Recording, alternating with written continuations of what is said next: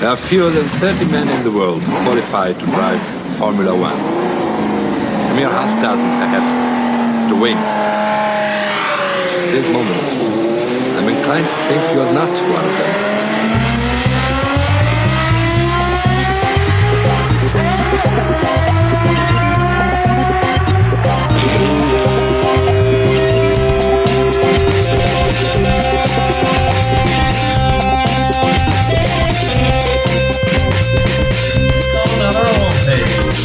You know you want to. Keep up the good work, and there you have it. There you go. With the qualifying. Welcome to F1Weekly.com. My name is Clark Rogers. I'm the host of the program. I'll be joined by Nasser Hamid, my co-host. This is podcast number 1057, August 19th, 2024, Nasser. Porsche pulls the plug on their F1 fantasy. Nico plugs into Michael Andretti's Formula E team. And we do our Janus on the 2024 season. We shall explain gladly. Thank you, Nasser. On today's program, is Flavio Briatore deciding when Fernando will retire? Kyle Larson versus Max Verstappen has the internet on fire. Will they possibly race in the race of champions at the end of the year? Will the Orange Army settle for Papaya Orange at Zandvoort? In this week's interviews, ladies and gentlemen, we've got Nicola Larini and Alex Kalinauckas. And let's not forget, ladies and gentlemen, yes, we do need those contributions that keep this program out there on the cloud. So please, don't hesitate. Just click on the Support F1 Weekly tab. You know you want to. And Nasser will be bringing us a season in review. Of course, this year's 2024 Formula One season. Nas is going to give us all the details. Oh dear, the long wait is almost over. We have a Grand Prix motor race this weekend. We have only seen one driver winning all the races at Zandvoort since it came back on the schedule in 2021. Who could that be? Alas, through all the slings and arrows, it is not machismo. It is homegrown terror on the track, Maximo. But even the mighty Maximo has reached his Waterloo. But the damage he has done in the early part of the season, winning 5 of the first 7 races, will lead to winning the war despite losing a few battles here and there in the second half of the 2024 campaign. But wait, there's more. He may not have an effective wingman, but he does have Lewis Hamilton's ex-girlfriend, Lady Luck. You may ask yourself, where is my beautiful 4th championship and how did I get here? For that we open the Janus Journal as we look back on the season so far and what to expect from the second half. The start of the season in Bahrain was no surprise. Max on pole, Max on top step of the podium with fastest lap. His teammate Sergio Perez was second, but over 22 seconds behind. The Red Bull team also finished 1-2 in 2023. Needless to say, in the same order. Ferrari drivers took 3rd and 4th in Bahrain this year, Carlito ahead of Charles.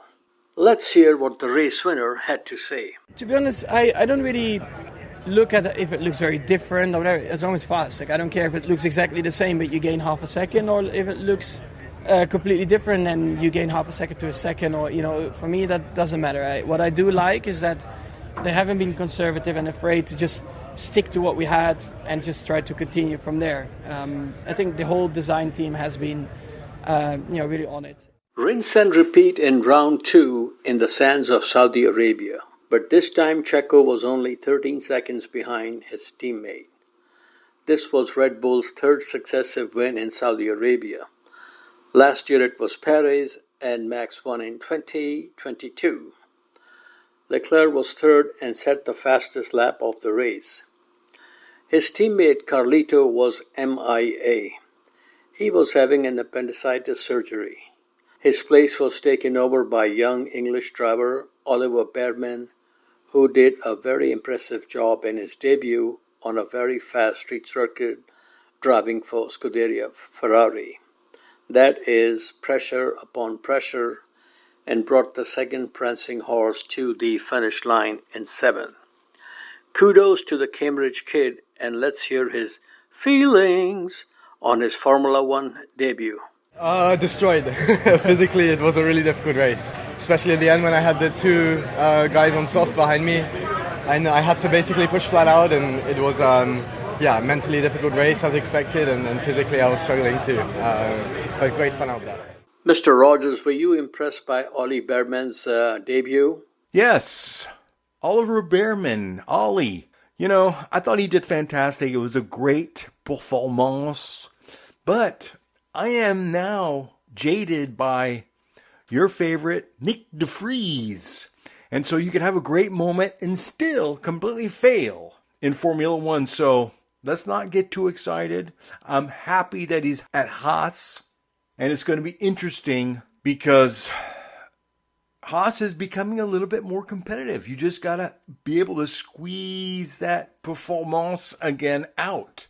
So no, it's going to be interesting. 2025 will be exciting, even though still the same package. Round 3 was Australia, mate.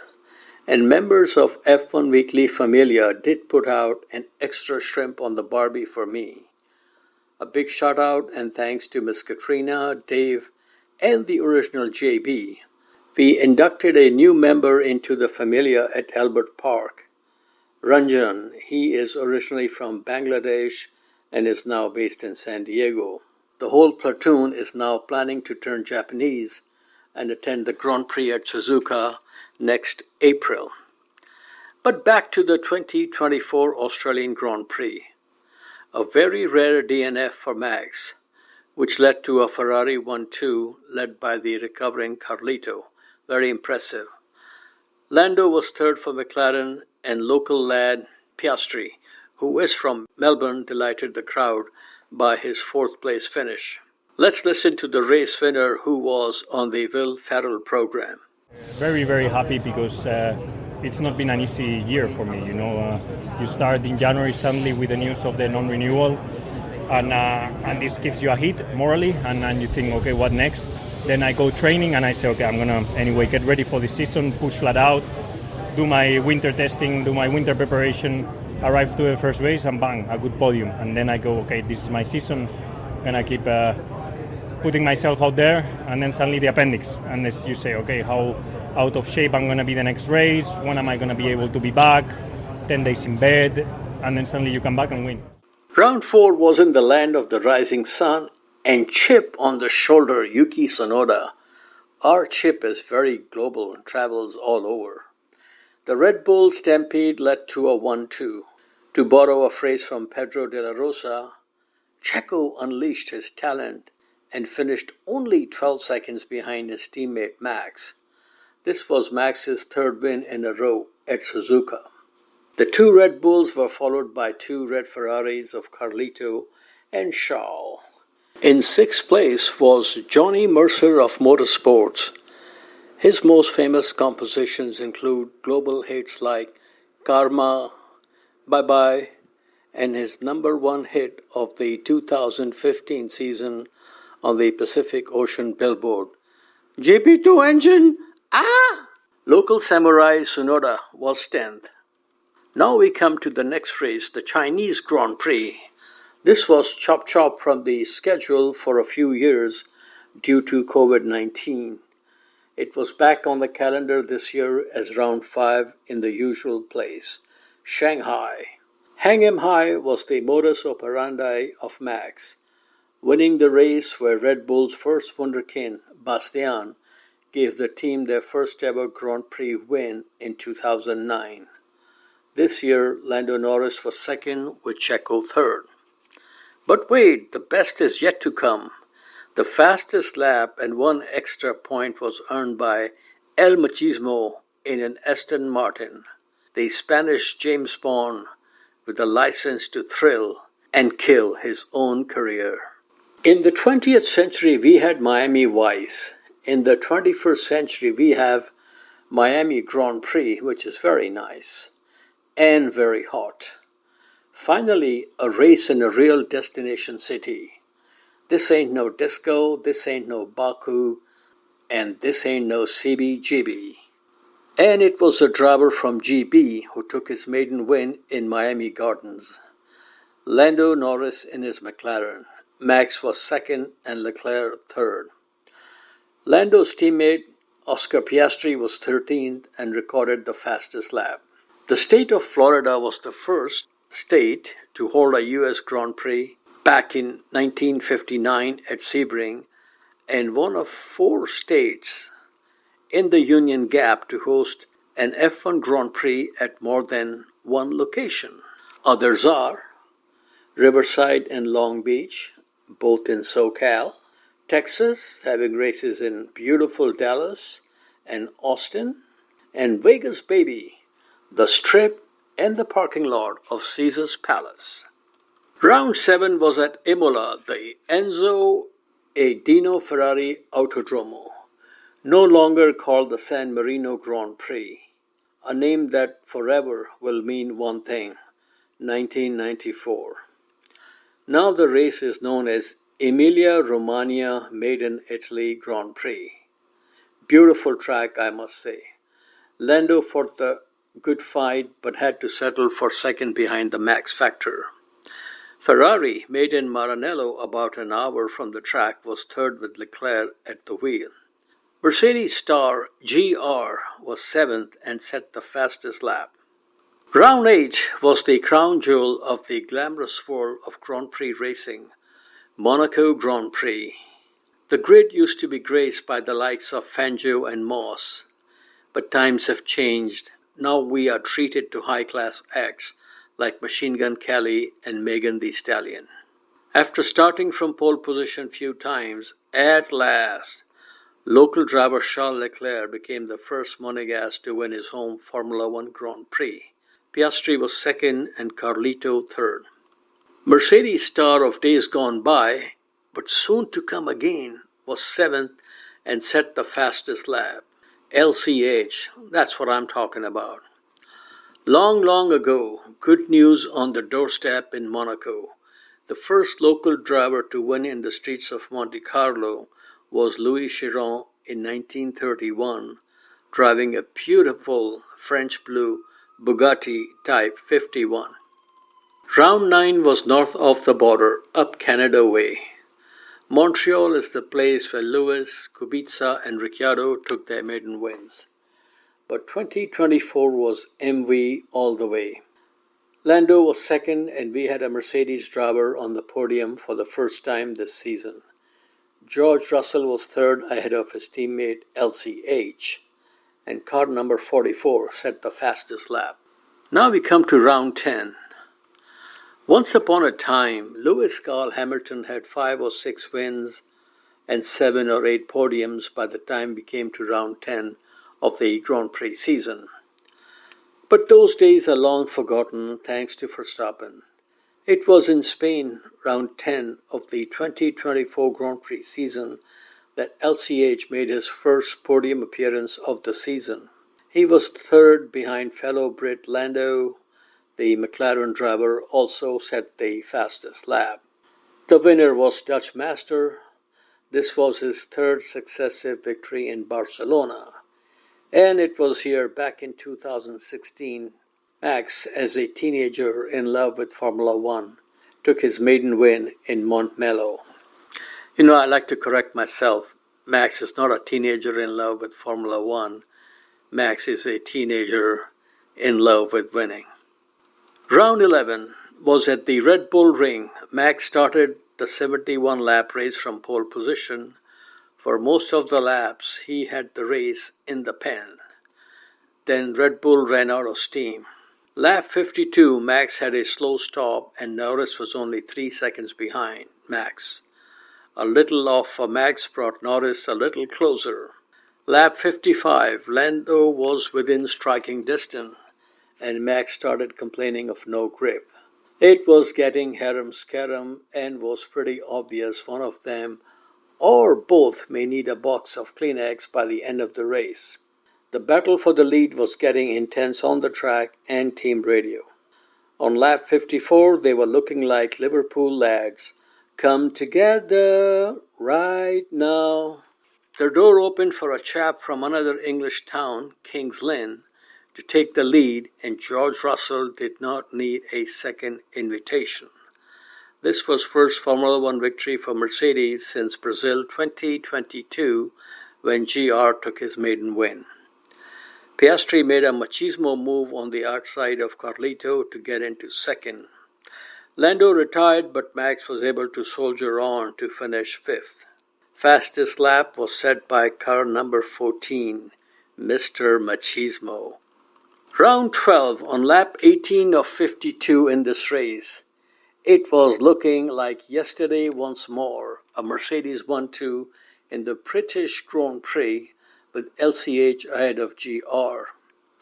A golden moment for LCH at Silverstone. Win number 9 makes him the most successful driver at one circuit. Absolutely marvelous. I think Toto should give him a Mercedes sedan with Corinthian leather. Max was second and Lando third. Sainz was fifth and set the fastest lap. George Russell retired on lap 34. Here is the winner of 104 Grand Prix wins, talking to his ex-teammate JB. Yeah, I can't stop crying. I think, it's been since 2021. I just, every day getting up, trying to fight, to train, to put my mind to the task and work as hard as I can with this amazing team. And this is my last race here at the British Grand Prix with this team. So I wanted to win this so much for them because I love them. I appreciate them so much. All the hard work they've been putting in all over these years. I'm forever grateful to everyone in this team, everyone at Mercedes and all of our partners. And then otherwise to all our incredible fans. I could see you lap by lap as I was coming round, and there's just no greater feeling as to finish at the front here. Now we come to round 13. This was in Budapest, and it was a dingo day afternoon for Oscar Piastri. He was hungry for his first Grand Prix victory. His teammate Lando had taken over the lead thanks to an undercut, and after several "Can you hear me now? Trust me, I'm trying to protect you," and similar messages from the team and rebuttals from the driver, Lando finally decided to be a team player as he was at Monza in 2021 and allowed Oscar to pass him and take victory. This is first Aussie win in F1 since Ricciardo at Monza in 2021 when Lando was told not to try to take the lead, which I think he could have, but it was good. Harmony prevailed then and also in Hungary. LCH was third, his teammate GR was 8th and set the fastest lap. Let's listen to Formula One's 115th different Grand Prix winner from Land Down Under.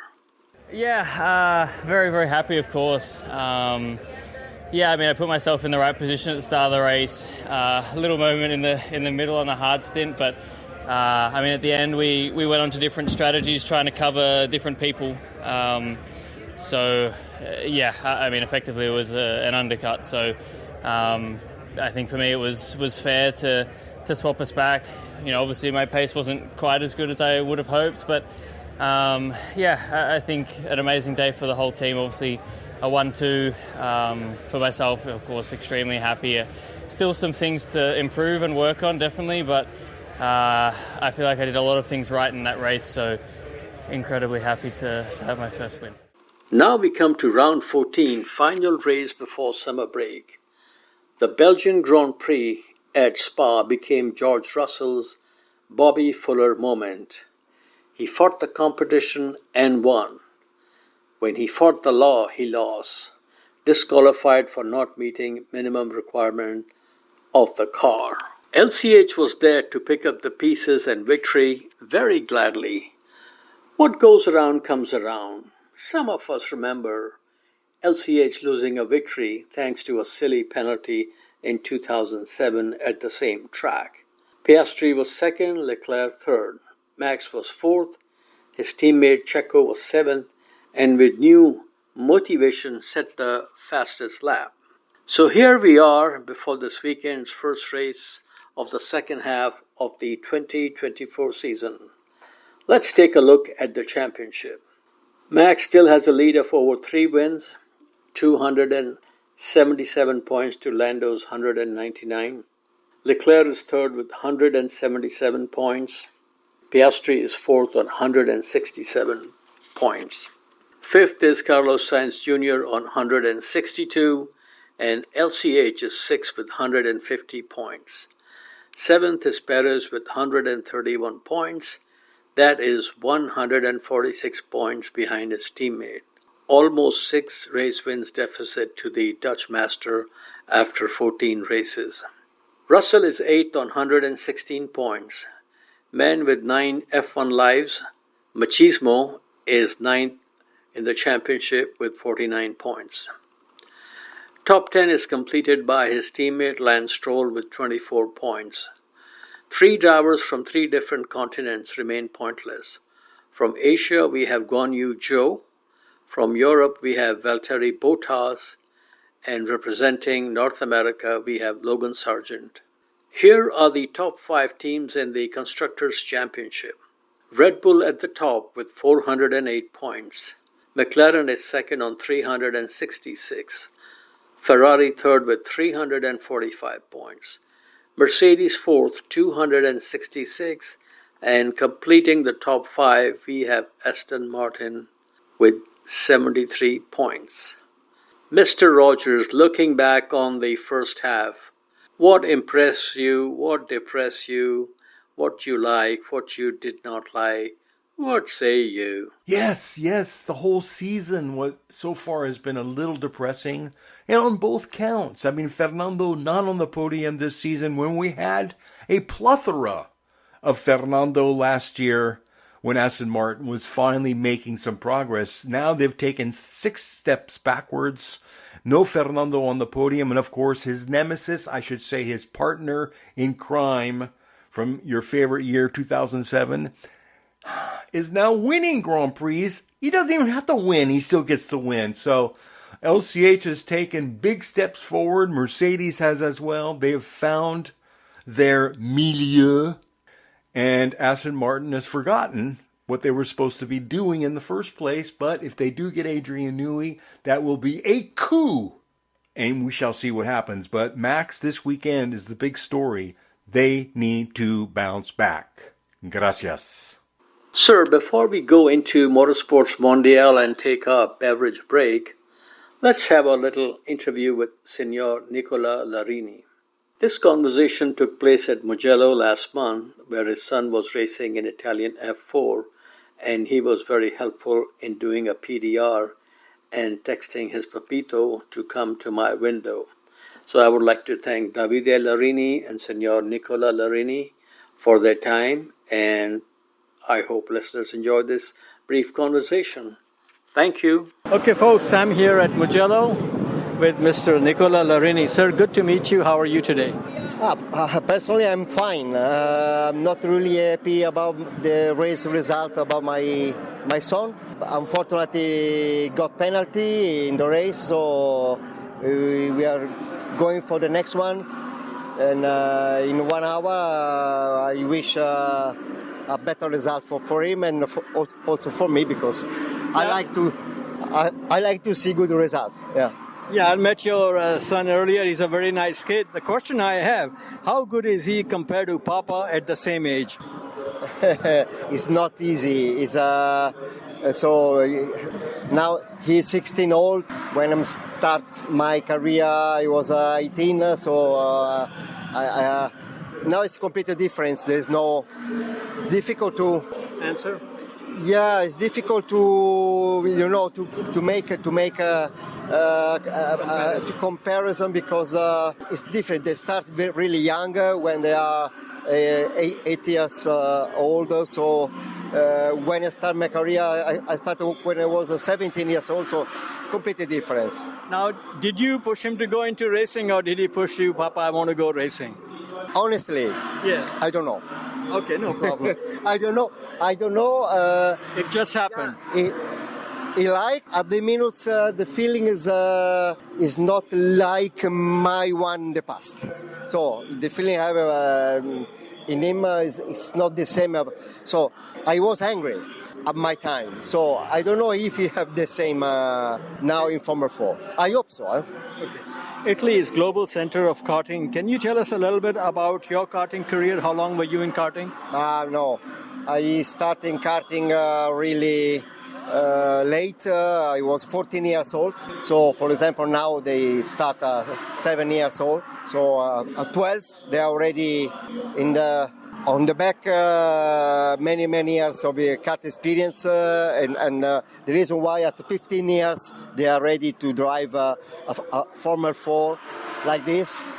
This is a very competitive car. And they are fast. They are fast. They are faster than my Formula 3 in 80. I compare my lap time in 40 years ago. They are 5 seconds faster. So compare the Formula 3 of my time. How important was the role of Signor Enzo Coloni in your racing career? You won the Italian Formula 3 championship with his team and also got into Formula 1 with Coloni. Of course, my career, because when I joined him, I was really young. I've got the best car in the field that moment. With a good sponsor, good support. The target was to win, and I won. So from that Italian championship, Enzo was working on the Formula 1 project. I'm being his first driver for that project. We tried to do Monza, but unfortunately the car was not ready, and then we went to Spain. In Spain, we got a good race with a mechanical problem, but we were already in midfield.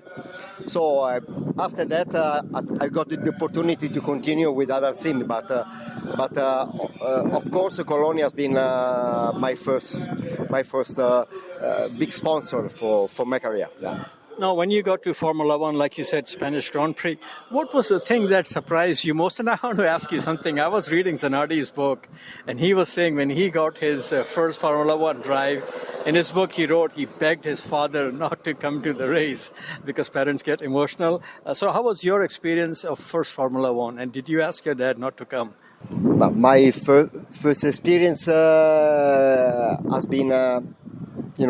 in Monza, fighting for qualifying. But honestly, I don't remember what's happening around, but I know that there was a big opportunity to become one of the top drivers in the world. So it has been important moment for me and to achieve a goal for the future. Now, from Enzo Coloni's team, you went to Enzo Sella's team. When you are racing for a small team that does not have the budget of big teams, how does a driver keep his motivation high, knowing that you don't have the equipment to fight for points, paying position? Like Alonso these days. No, of course, when you are in the past, you could have this opportunity to drive for a small team. This was the ticket to get in Formula 1. Big time. Yeah, and now is impossible. So there are only 20 cars, only 20 drivers. In 1989, we were 36 drivers with 36 cars. So there was completely difference. So there was more opportunity for young drivers to get in Formula 1 or to try. Of course, to score points was a bet. For example, with Osella, I've got this big opportunity in Canada when we were third after three-quarter race. Fortunately, we got electronic problem, but of course, that for me was like a business card to show to the other team that I was good. Unfortunately, Osella lost the opportunity to gain point and to gain access to the top 10 team. So. You also raced for the Ligier team. How was the experience working with Guy? I understand he was quite a character. Was not easy. The only point I can say has been nice is for me to learn French, because I never studied French. So in 1 year I was being able to speak French to everyone. Of course, apart this, was not easy. The team was not in the right condition to be faster, because the cars was coming from previous season and if I remember also the season before, so was very old. 8-cylinder engine Cosworth that was at the end of the life. Has been a very nice season for me, because I'm been one of the driver that did the most mileage in the race. I did the 3x7. Unfortunately, the point were since the 6th position. So now it's different. Now you are 10 and you gain 1 point. But anyway, with Ligier has been a nice experience for me. Has been a big improvement, because I was really in a professional team. Apart the kart competitiveness. You still speak French? Yeah, I can speak French. Yeah.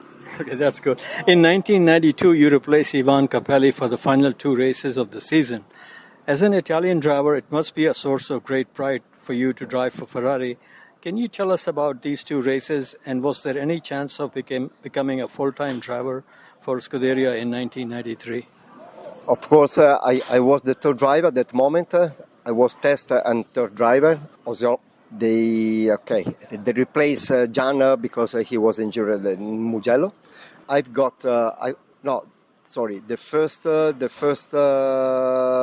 has been with Ivan Capelli in 1992. Mm-hmm. I replaced Ivan Capelli at the last race of the season, because there was a new challenger with the active suspension, and I was developing this new suspension for 1993, and the team decided, because they were not competitive, so they decided to go in Australia and Japan with this car, to go straight in the race and to see how was the performance and if they were ready in this direction. So after the 1994, I replaced Alesi because he was injured in testing here in Mugello. That races has been for me difficult, because the car was good, not so bad. I've got a good opportunity also in Japan, but unfortunately I'm been involved in a first corner crash between Hakkinen and Senna, so I didn't race. I did only 50 meters. Race 2 was in Imola, and you know the story. That was going to be my next question. Difficult to ask and maybe difficult for you to answer.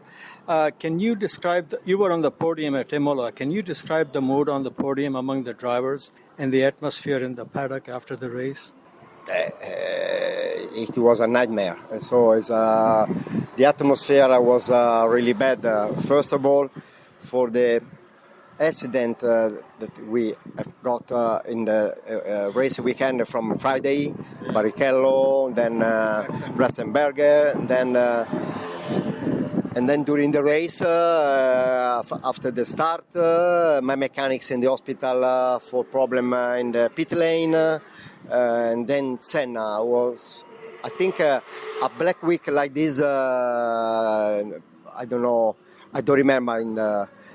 Also going into the past, has been a very difficult race weekend. Of course, for me, also if that has been my best race in Formula One, my best result. Okay, for this reason, I didn't have, of course, nothing for the future because no one can remember my result, but only what's happened negative. Yeah, I understand.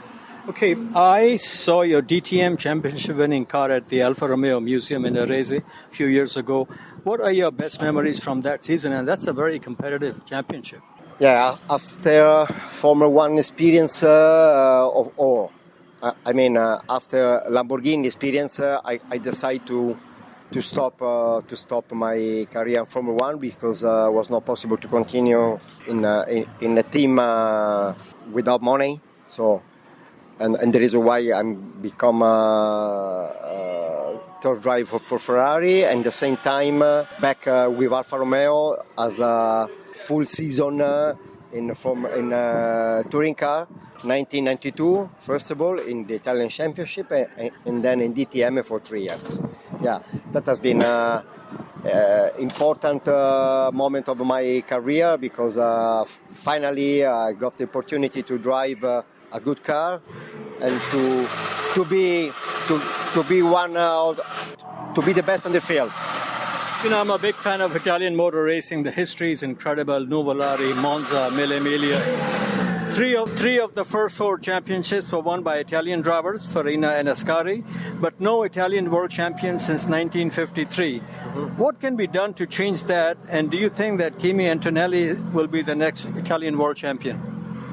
Of course, after the years 1990 for the Italian driver, everything is changed because there was not any more important team. It was only Minardi that moment, but the other team were close, so there was not any more opportunity for the young Italian driver to get the pass to try to go in Formula One. And at the minute, after years without Italian in Formula One, the last one has been Giovinazzi, if I remember. Yeah, Giovinazzi. Yeah. The Italian Jesus, they call him. Yeah. And I hope that Antonelli can be the future for the Italian drivers in Formula One. I know that it is not easy, but he have on his back one of the biggest car manufacturers. So I think if he is good, he can stay in Formula One for many years and maybe to try to become a world champion. You mentioned earlier that you started your racing life as a teenager. Question I have is this. In those days, racing was always expensive, but now it's totally out of control. But now we have these driver development program, Red Bull and managers. For a young kid, is it easier to get into racing now or in your days? I tell you, honestly, this world is completely changed.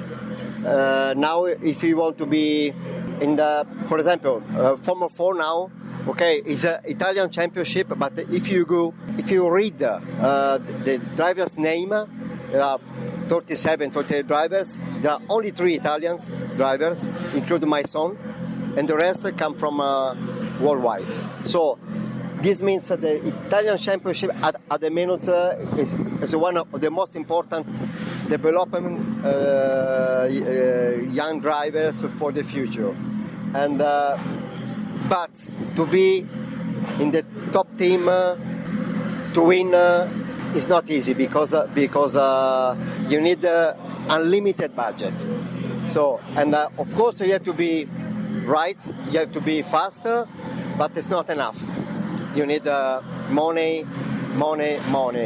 Everything is changed when Stroll started racing in 2014, and something changed after his, because now it's not possible to be here just because you're only fast. You need the money, a lot. Oh, yes. Now, Lewis Hamilton going to Scuderia Ferrari, did that surprise you? And do you think he'll win a championship with them? I wish for him because so last Sunday he showed the world that he's still good for fighting, but Ferrari at the minutes from many years they are not able to have a really consistent winning race car. So okay, they can win some races, but they are not on top to be able to win a championship. So I wish for him all the best. I think for a driver like him was a dream. It was a dream to finish a career in red, but never say never. So never say never, and we will see. Okay. Now, you mentioned fighting. I'm sure you remember the fight between Villeneuve and Arnoux at Dijon-Prenois 79. And this day, drivers are constantly complaining, oh, he pushed me off the road, and there are penalties all the time. What do you make of that? No, now is, as I told you, everything is changed. Now if you push a little bit, penalty. If you go 2 centimeters off the line, penalty.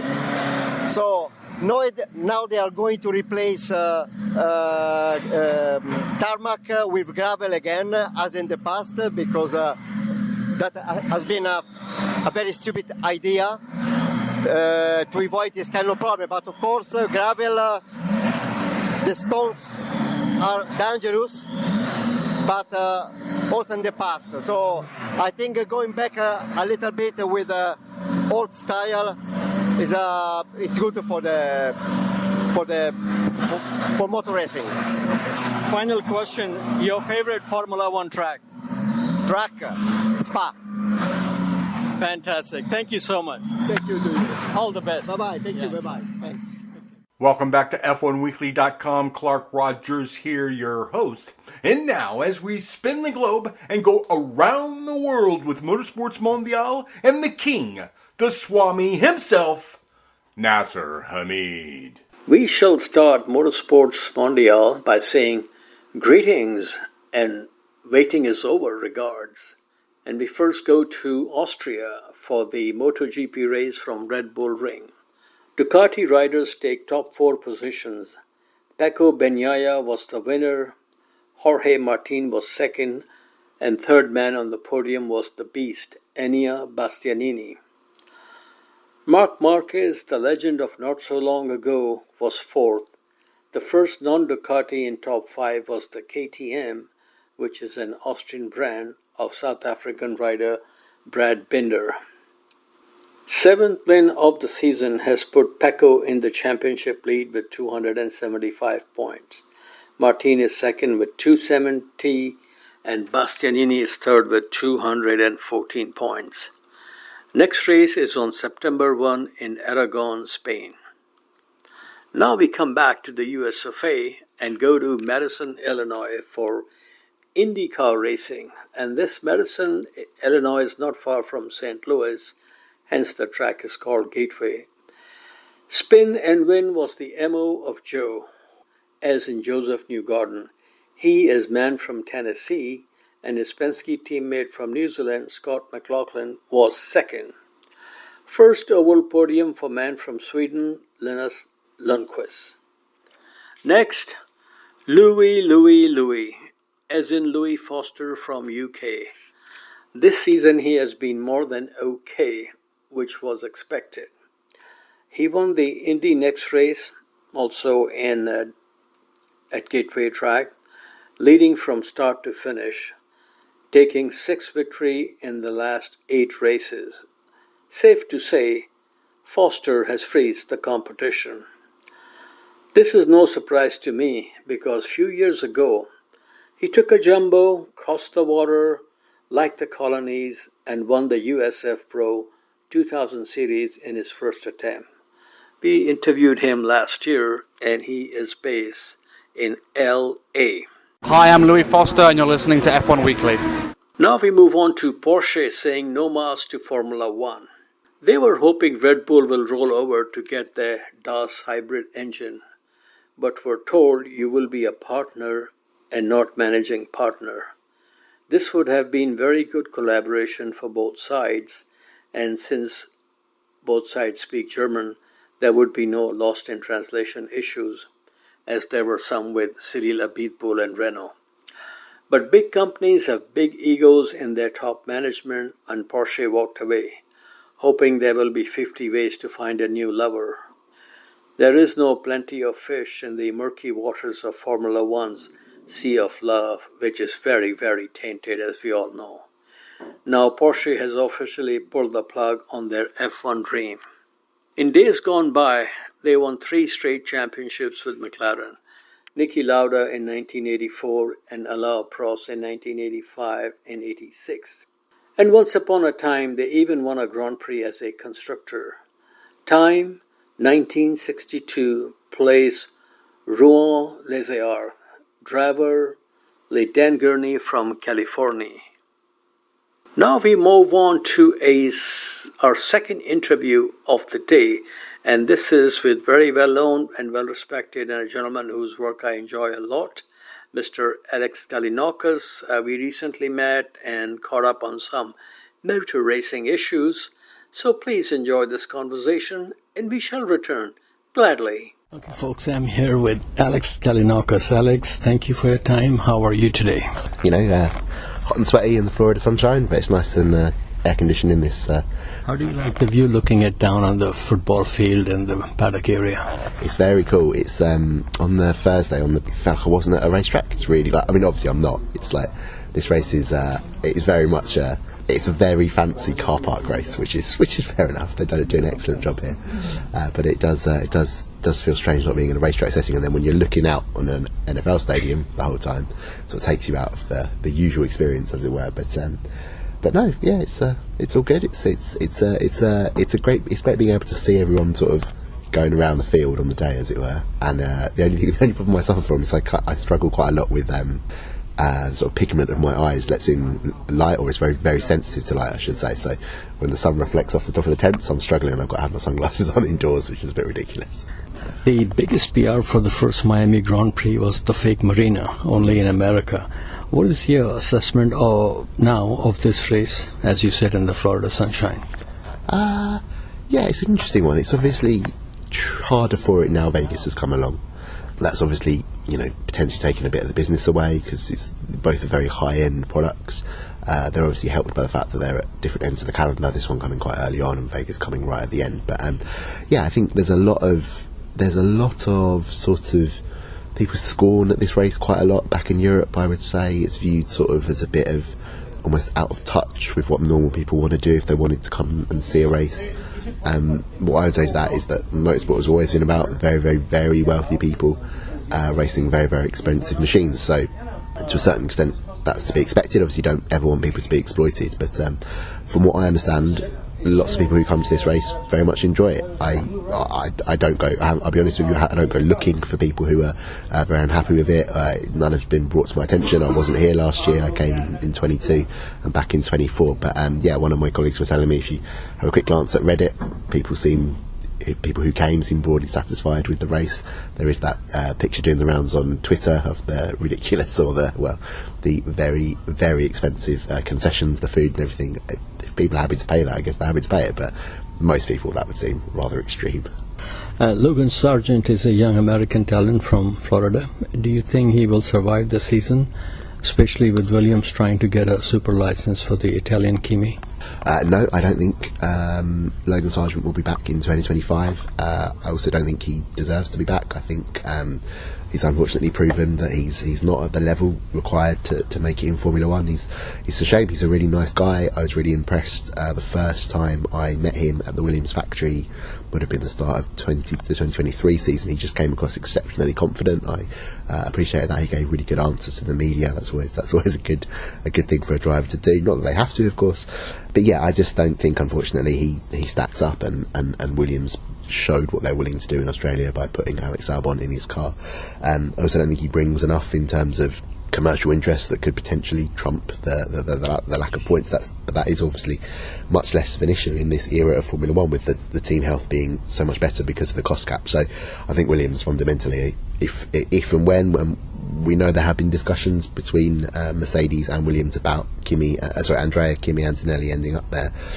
Whether that's for this year, I think the talk's a little bit premature. There might have been a few crossed wires between Mercedes and Williams, but I do think, unless Mercedes chooses the real sort of nuclear option and goes, right, we want him in our works car for next year, which I think is perhaps looking a little bit less likely than it might have been at a certain point earlier in 2024, highly likely to see Antonelli at Williams next year, and with Albon under lock and key, that's it. That's all the seats sewn up, and there'll be no place for Sargent. Speaking of Antonelli, do you think he's the real deal, or in a few years will the media be referring to him as Gelato Man instead of Ice Man? Well, that's a very good question.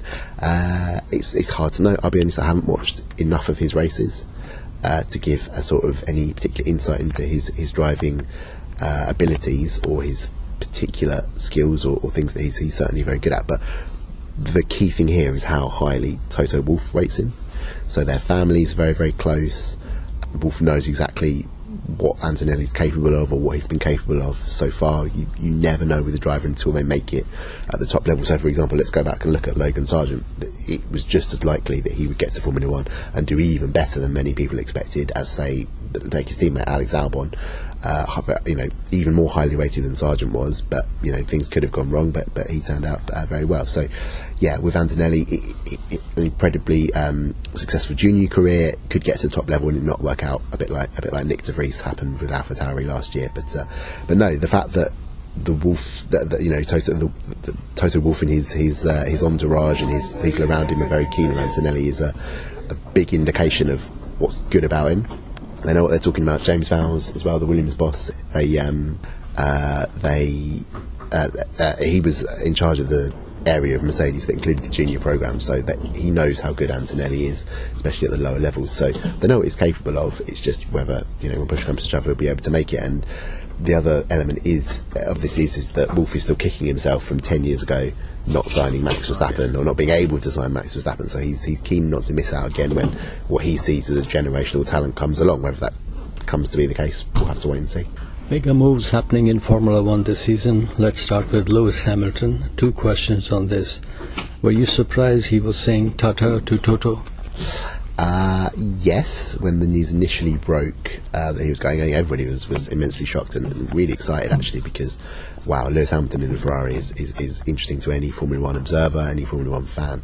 I think when you then understood the reasons why he made his decision, the fact that Toto Wolff was willing to do a deal, only have an option for Lewis's services for 2025, because he wanted, if Kimi Antonelli was ready, he wanted the option to put that in there. I think when you realise what Lewis understood in that, then you realise that it was more likely than not. I think there's a certain amount of almost disrespect, or a little bit of, oh, hang on a minute, I'm not getting the full sort of amount of love that I was getting previously. So that's why he did it. So I think Wolff opened himself up to the risk, and the risk occurred.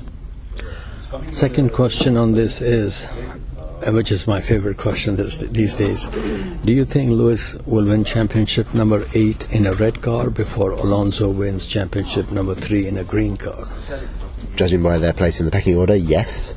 That said, they definitely, neither of them I think would be the favourites to win next year because of the pace of the Red Bull. So it all depends on what is particularly the best package in 2026. Based on previous form, you wouldn't pick either of them as the favourite. Again, you'd look towards Red Bull with their aero prowess and Mercedes with their engine prowess. So, yeah, hard to say right now. Adrian Newey departing Red Bull and will be able to work at another team next season, which is hard to believe. Your assessment on what happened here? Yeah, it seems we're looking at a relationship between Adrian Newey and Christian Horner that's broken down considerably, maybe even longer than various people have been suggesting. It just shows you that nothing lasts forever, even in super teams where people are very well compensated for their services and willing to accept certain things. There's a limit for everyone, and obviously, as far as we understand it from what he said publicly, from what's being said behind the scenes, Newey reached his, and that's it. He's decided to go, and in a way, fair play to him. So he's making a decision that interests him, and hopefully his next move, whatever it is, even if it's retirement, as long as he's happy, that's the main thing, isn't it? Ron Dennis once said you cannot win championship with a customer engine program. Do you think Zach Brown with two very young talented drivers can prove him wrong? That's a very good question. I think it depends how good the engine is. I can't remember the last time a customer team won a World Championship. I guess it would have been Brawn in 2009. Red Bull, right? They had that no engine. Yeah, it was considered a works operation though. Yeah. For several years, and then obviously Renault did come back while Red Bull was trying to get the Honda. No, Mercedes was good at that point. So the evidence suggests that Ron Dennis's words are right, but if the right circumstances, there's always that potential. The Formula One calendar is ever expanding. A global series should be global, but are you a fan of Formula One going to places where there is hardly any motorsports heritage or serious interest among the locals? And I've experienced this myself every time I go to Abu Dhabi Grand Prix. And I think some of the places don't even have an established national karting series, let alone a single-seater series. What's your take on this? Formula One's history is it always goes to places that are willing to pay the most money. The worry you have is that if Liberty Media is choosing to prioritise money over places where fans are gathered or are existing anyway, and they might miss out, that would be a real shame. So we're talking about having Zandvoort and Spa alternating, that would be a bit of a shame, but the situation has to suit all parties. Does there need to be an existing motorsport scene for a race to occur? I don't think so. I don't think that's how progress happens. I'd just rather Formula One raced in places where human rights were a bit less of just a bit better, and that I guess so. Yeah. HRT, Manor and Caterham were all gone from the grid within a few years. World Championship winning name Andretti, access denied. Your expert opinion on this decision? Yeah, it's a bit of a shame that we can't have a team and a name as legendary as Andretti into Formula One. I think Formula probably benefit from that. I think there's a weird level of protection going on amongst the existing teams. Some of the explanations that Formula One has given in terms of why it's not allowing Andretti in doesn't really seem to stack up. What's, for example, Andretti not offering the Haas is, I think, would be something there. At the same time, no one has a right to enter a Formula One team in anything. So there's sort of elements of just got to get on with it. But from a fan, from my point of view, if I want to see Formula One as healthy as it can be, a bigger grid, maybe with the teams making, I don't know, a bigger grid would be preferable, I think. But it's very tricky. It's a big shame that all the people that they've hired, Andretti, don't have a race project to work on. And it just does seem to be a bit self-defeating that Formula One wants to expand into America and yet is willing to almost insult one of America's biggest motorsport names and organisations. So it does seem a bit strange, but hopefully they can find a way. I would say if there's a cap at 10 teams forever, hopefully one of the teams or the brands that's really underperforming would sell up, and Andretti's willing to meet the asking price, and that everybody's jobs at those organisations will be preserved. Finally, how about a little bit information on Alex Kalinauckas, how you got interested in racing, and about what you're doing these days? I don't actually know how I got interested in racing. I just always remember being interested in it. My dad reckons he had Grandstand on the BBC back in the early 90s, and as a toddler I was just obsessed with it. My earliest memory is watching Damon Hill win the Japanese Grand Prix in 1996 and clinch the world title, so that was pretty cool. Just always loved it. I was always that kid at school who was obsessed with it, much mocked by my friends, but yeah, just it was always a passion of mine. I like to think I'm quite good at sort of telling stories in an interesting way. That was a sort of skill I developed throughout my time at school and university, and then I always read Autosport magazine, so I kind of hoped maybe I could turn that into a job one day, and I was very lucky to. So yeah, don't know really what the future holds in terms of where my career goes from my job right now as Grand Prix editor, because it's my dream job. So yeah, it's nice to have achieved that, and whatever comes next, frankly, is a bonus. I enjoy your work very much, and I've been reading Autosport since the early 70s. Thank you so much. Okay, sir, now we come to some driver signing. Swiss driver Nico Müller has signed to race in Formula E next season with Michael Andretti's team. The Sona search for second driver at Sauber Audi continues after the sayonara from Sainz Jr. Safe bet would be to continue with Valtteri Bottas, a race-winning, low-maintenance driver. Since they already have Nico Hülkenberg, I see no need to sign Mick Schumacher and turn the team into a total Panzer division, or as the host will say, complete Flügel operation. There will be no blitzkrieg unless they have the package, and I don't see that happening in their first year. Lately, there are reports that IndyCar star Alex Palou is also in the mix. Based on how IndyCar champions have stumbled and fall in F1, I don't see the need to leave a race-winning team to go on dream the impossible dream cruise. This can only turn into a shipwreck if you don't destroy your teammate. I would recommend a return ticket on JetBlue Mint. Finally, we come to question of the day.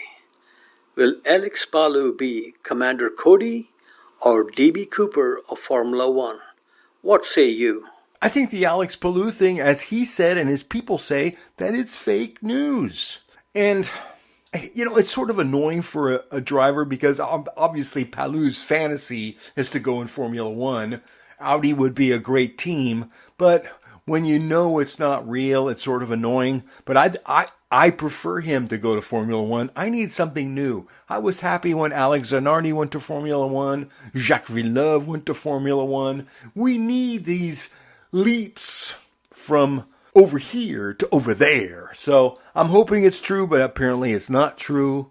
And I wish Alex Palou the best. Thank you for listening, and please enjoy. Bye-bye.